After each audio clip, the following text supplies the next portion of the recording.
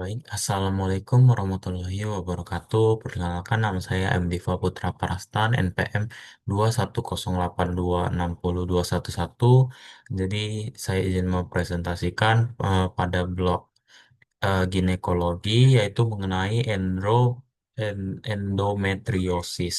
Jadi yang pertama-tama dibahas itu adalah definisinya. Untuk definisinya itu adalah endometriosis ini adalah suatu keadaan di mana jaringan endometrium yang masih berfungsi terdapat di luar kafum uteri. Jaringan yang terdiri atas kelenjar-kelenjar dan stroma dan terdapat di miometrium disebut eh, adenomiosis. Oke, selanjutnya masuk kepada etiologi. Untuk etiologinya yaitu eh, ada menstruasi retrograde, yaitu darah menstruasi yang mengandung sel-sel endometrium mengalir kembali ke tuba Falopi dan rongga manggul, di mana sel-sel ini menempel dan tumbuh di luar rahim. Terus ada transformasi sel embrionik, yaitu sel embrio yang belum matang dapat berubah menjadi jaringan endometrium akibat pengaruh hormon estrogen, terutama selama masa perkembangan prenatal. Terus ada metaplasia sel peritoneum, yaitu selaput yang melapisi rongga perut. Peritoneum itu dapat mengalami perubahan menjadi jaringan endometrium.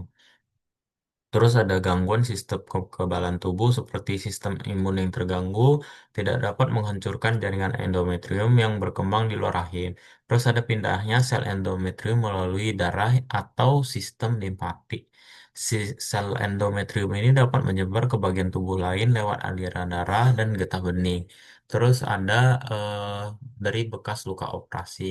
Operasi seperti sesar atau histerektomi bisa menyebabkan sel endometrium menempel di bekas sayatan. Terus ada faktor lingkungan seperti paparan zat kimia tertentu seperti dioksin diduga meningkatkan resiko endometriosis. Terus masuk kepada tanda dan gejalanya yaitu bisa dilihat dan bisa dianamnesis juga.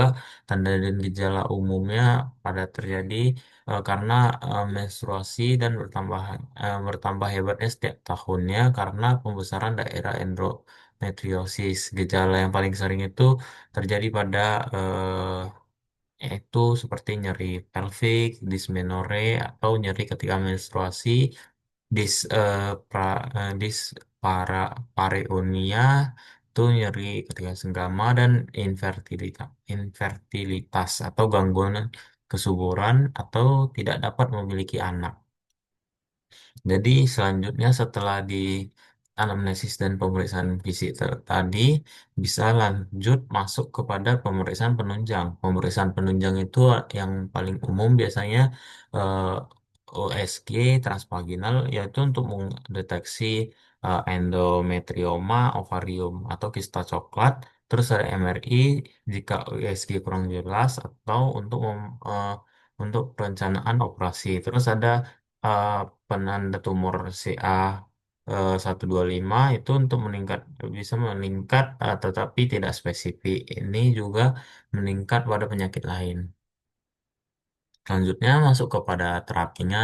Terapinya di sini ada terapi medikamentosa, itu terapi seperti kontrasepsi oral, yaitu satu pil per hari 30 sampai 50 UG selama 6 sampai 12 bulan. Terus ada progestin sistemik. Progesteron bisa dikasih 30 sampai 50 per oral. Terus MPA 150 IM tiap 3 bulan. Terus bisa dikasih agonis GnRH, leo leoprolit asetat bisa dikasih 3,75 mg intravena setiap 1 bulan selama 6 sampai 12 bulan. Terus ada androgen, gestrinon bisa dikasih 2,5 sampai 10 mg 2 sampai 3 kali per minggu selama 6 bulan. Terus ada danazol bisa dikasih 400 sampai 800 mg, dimulai dari 200 mg dulu baru dikasih 2 kali 1 selama 6 bulan. Terus ada masuk ke bagian terakhir ada prognosis. Prognosisnya tuh tidak ada obat yang spesifik, tapi obat yang tadi itu bisa mengurangi gejala dan memperbaiki kualitas hidup pasien pada banyak kasus nyeri dan kondisi membaik setelah menopause atau terapi hormonal. Namun kesembuhan permanen itu jarang terjadi.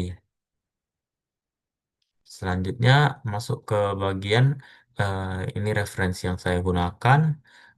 Mungkin setelah selesai presentasi dari saya ucapkan terima kasih. Saya tutup dengan Assalamualaikum warahmatullahi wabarakatuh.